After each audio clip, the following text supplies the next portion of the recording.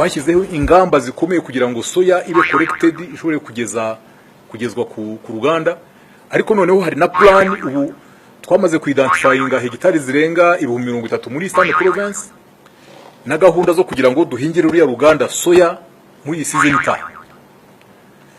Ibyo ngibyo ni ibintu biriho ubu ngubu inzego za leta zose zarahagurutse for that purpose.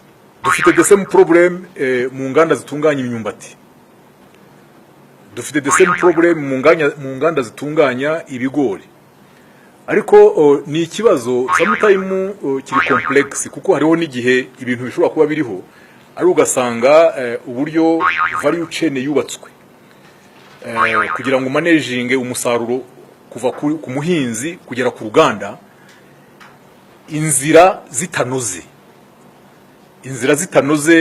ibintu bijyanye no kubaka ayo mayira kugira ngo tugire linkages muri za value chain zitandukanye.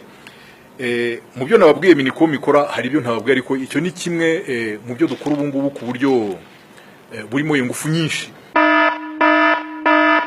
Icyambere nuko dufatanije n'abandi bari muri iyi sector hakozwe campaign yo kumvikanisha ko gutanga service nziza ubwabyo it's all about attitude.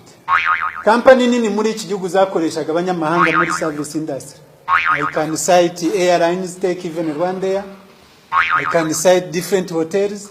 All managers were from outside. The good thing is today, nuko dufite managers basohotse muri kaminuza, managers of those hotels.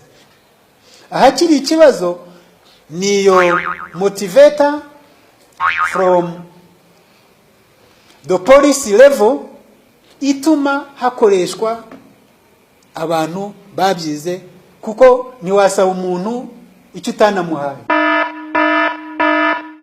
Nkuko yabivuze ari gihe biba birimo political, ukabona Southern irashaka ko amafaranga ajya iwabo.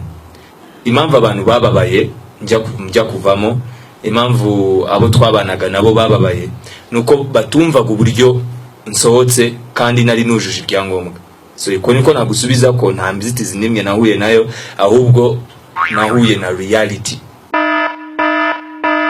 Nari nsanzwe ndi very bright, ndi umuhanga, kandi ndavuga ati bigeze mbese nka Satamu